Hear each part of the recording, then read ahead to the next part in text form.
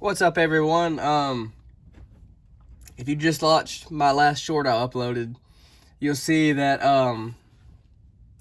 featured this Kizer that was only locking up 50% of the time. We're going to get to that. I'm also going to give a few details and a brief rundown on this knife. First, we'll start with the rundown. This is the Kizer Begleiter 2. This is a Mojave Outdoors exclusive. And this past weekend, they were on sale for $35. This is a $70 knife every other day of the week. I said this is the 2. I believe this is, they call it linen micarta. It's unique feeling, that's for sure. It's nice green color. You can see it's still kind of dry. It's on a ball bearing action. See, it's drop smooth. I got this yesterday. I ordered it Friday night. And with Amazon Prime, it came yesterday. Well, like I said, I'm going to get to the issue in a little bit. And like I said, it's a Mojave Outdoor exclusive. Came with a couple of stickers from Mojave Outdoor. Oops. Then packaging, gets standard Kizer packaging, black box. Got the envelope with a little sheet, cleaning cloth, standard stuff. The blade is 3.4 inches long, and this is an under 3 ounce knife. I believe this is 2.95 is what is listed as online. And the whole knife overall itself is just a hair under 8 inches, I believe. Hold on 1 second. Got my ruler right here, engineer's ruler. Let me fold it in a little bit. All right. See, just a hair under 8, or might be right at 8. So, materials on this knife are really great for $35. I mean, you see you got N690 steel, which Kizer uses quite often. That or 154 CM.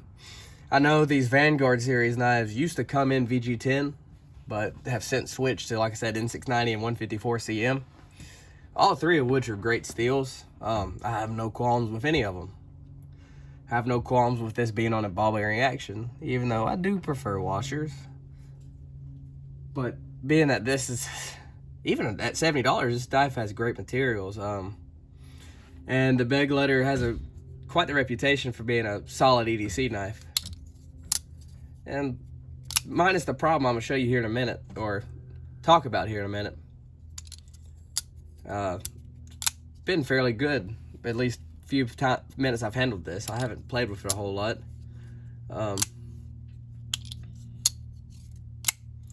Smooth. It, like I said, drops shut. Nice thumb deployment. Oops. I like the green accent around the pivot. Little green collar. There we go, focus. Not sure what that is. Let me get it. My guess is probably just aluminum. You got proud liners, as you can see. They are milled out, which attributes to this being less than 3 ounces for a 3.4 inch blade. So, materials wise, yeah, how could you not like this knife? Like all Kizers, it's made in China. Nothing wrong with that.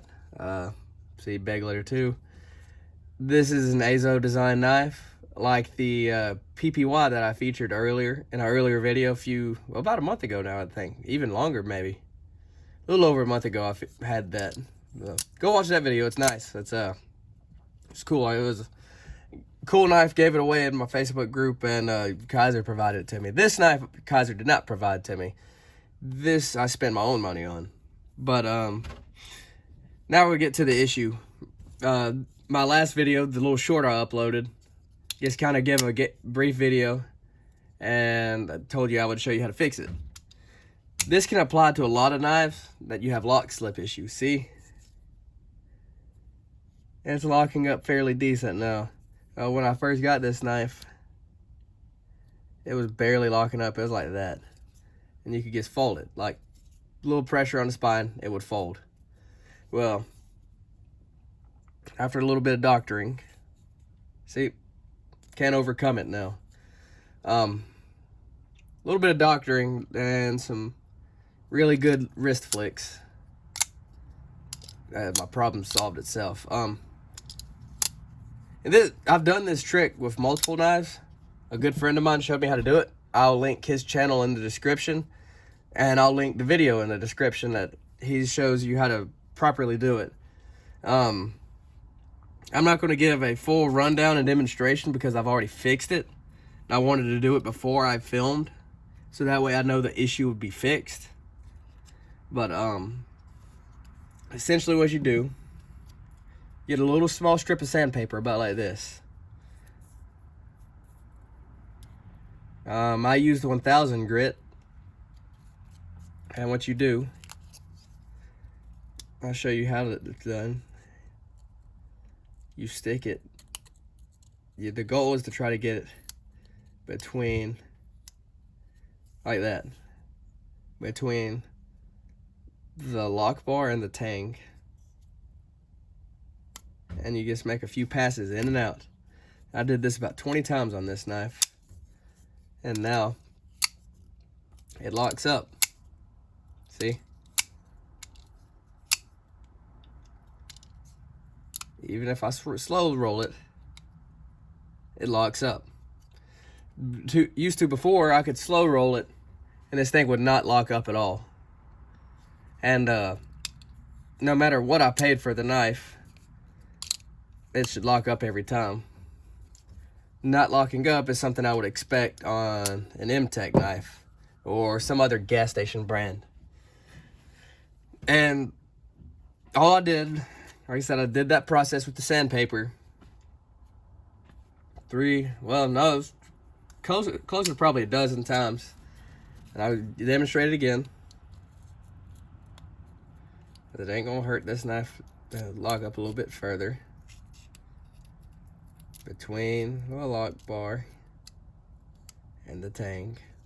Now I like to disengage the lock a little bit when I pull. All you're doing is just removing so little material just to make that tolerance a little bit tighter. And it helps so much. It works on knives that are bigger. I've done this on Kershaw Blurs, and I've done this on ZTs.